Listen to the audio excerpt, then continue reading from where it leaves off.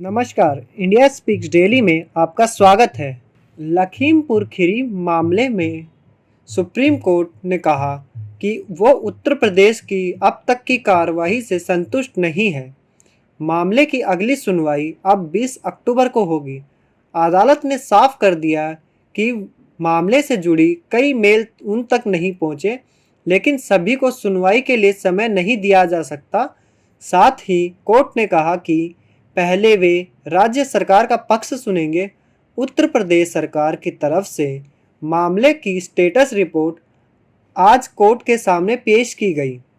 CGI ने कहा, हम अब तक की हुई जांच से संतुष्ट नहीं हैं, लेकिन जैसा कि सरकार के वकील आगे कार्रवाई करने की बात कह रहे हैं, हम छुट्टी के बाद इस मामले की सुनवाई करेंगे। 20 अक्टूबर को अगली सुनवाई होगी। हरीश साल्वे ने कहा कि आशीष मिश्रा को समन जारी किया गया है। कल सुबह 11 बजे तक उन्हें पेश होने के लिए कहा गया है और अगर वो पेश नहीं होते हैं तो कानून अपना काम करेगी। इसके बाद सीजीआई ने कहा, क्या आप अन्य मामलों में भी अभियुक्त के साथ ऐसा ही व्यवहार करेंगे? नोटिस भेज रहे हैं। उत्तर प्रदेश राज्य की ओर से पेश हुए वरिष्ठ अधिवक्ता हरीश साल्वे ने पीठ को आश्वासन दिया कि इस मामले में संतोषजनक कदम उठाए जाएंगे और एक वैकल्पिक एजेंसी द्वारा जांच कराई जाएगी। इस पर संज्ञान लेते हुए पीठ ने आगे की कोई टिप्पणी किए बिना मामले को 20 अक्टूबर तक स्थगित कर दिया है। सुप्रीम कोर्ट ने कहा कि उत्तर प्रदेश सरकार की ओर से पेश हुए वरिष्ठ अधिवक्ता हरीश साल्वे ने उन्हें आश्वासन दिया है कि मामले में सबूतों को संक्षिप्त करने के लिए राज्य को सर्वोच्च पुलिस अधिकारी को सूचित किया जाएगा।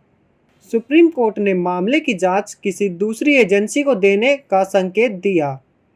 यूपी सरकार ने पूछा कि यूपी सरकार के अलावा कौन सी एजेंसी जांच कर सकती है।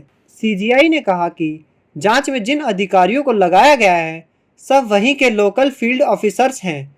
उनके व्यवहार से ऐसा नहीं लग रहा है कि वो ठीक से जांच कर पाएंगे।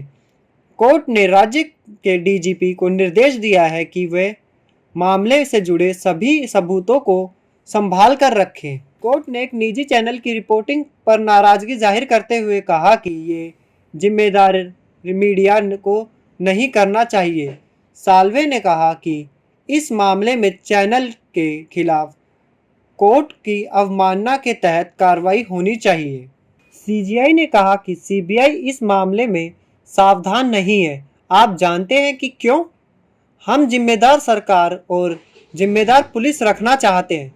सभी मामलों में आरोपियों के साथ एक तरह का व्यवहार होना चाहिए। सीजीआई ने कहा कि उदाहरण के तौर पर 302 यानी हत्या का मामला दर्ज होता है तो ऐसे हालात में पुलिस क्या करती है? हत्या के मामले में आरोपी से अलग व्यवहार क्यों हो रहा है? यूपी सरकार की तरफ से पेश हुए हरीश साल्वे ने कहा कि राज्य सरकार ने लखीमपुर मामले की जांच की स्टेटस रिपोर्ट दाखिल की है।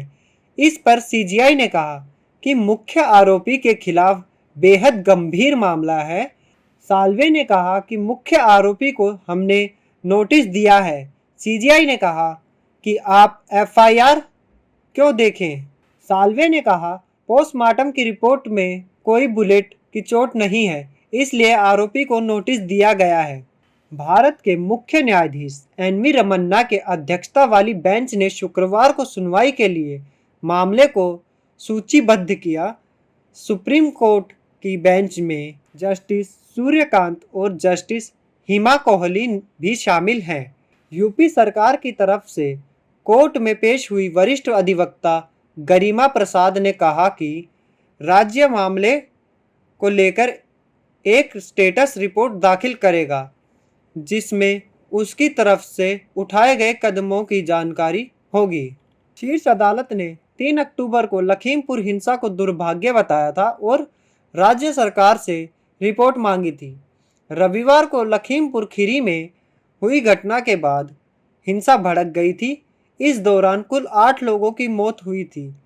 इसमें 4 किसान, एक पत्रकार, भारतीय जनता पार्टी के 2 कार्यकर्ता और एक ड्राइवर शामिल हैं। अभी के लिए इतना ही, धन्यवाद।